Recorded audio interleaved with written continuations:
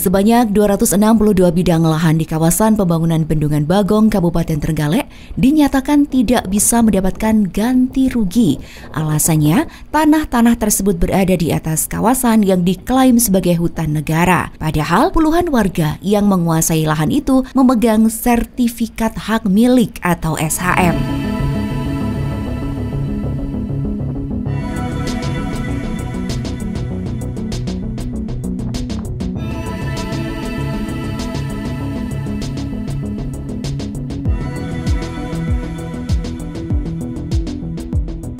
Pejabat pembuat komitmen pengadaan tanah Denny Bayu Prawestyo menjelaskan status lahan yang diklaim sebagai kawasan hutan menjadi alasan utama ganti rugi tidak bisa diberikan. Meski tanahnya bersertifikat SHM, kalau sudah diklaim sebagai kawasan hutan, maka tidak bisa diklaim ganti rugi. Denny menyebut pemerintah telah berupaya menyelesaikan persoalan ini secara administratif dan persuasif, namun belum ada keputusan final yang memberi kepastian hukum bagi warga.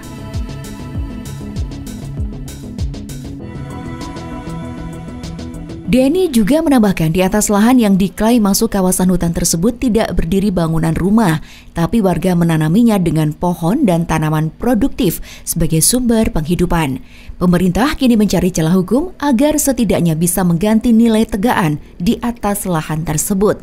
Bahkan surat resmi sudah dikirim ke Kejaksaan Tinggi untuk minta pendapat hukum. Kalau tumpang tindih ini memang sudah beberapa kali kami mengupayakan penyelesaian secara administrasi ataupun penyelesaian secara persuasif. Dan di beberapa kali pertemuan ini memang muncul banyak masukan-masukan, diantaranya adalah untuk tanah yang tumpang tindih dengan kawasan hutan ini memang kami ada pilihan. Kalau statementnya dari teman-teman dari kehutanan itu memang kawasan hutan. Sedangkan alasan yang berupa sertifikat hak milik itu nanti kalau memang warga merasa itu hak miliknya mereka bisa mengajukan ke bawah. Tetapi upaya persuasif yang kami lakukan, alhamdulillah warga sih tidak sampai seperti itu. Tapi kami masih mengupayakan untuk bisa membayarkan tegakan di atas kawasan hutan. Dan untuk mencapai supaya kami mempunyai dasar untuk bisa membayar tegakan di atas kawasan hutan, kami sudah bersurat ke Kejaksaan Tinggi. Kami memohon pertimbangan hukum apakah kami bisa membayarkan tegakan di atas kawasan hutan itu atau tidak. Sehingga kalau toh kami harus membayar tegakannya, kami punya dasar. Dan kalau memang tidak bisa, kami pun punya dasar. Sehingga BPN pun nanti untuk melanjutkan proses pengadaan tanah ini punya dasar yang kuat dari sisi hukumnya.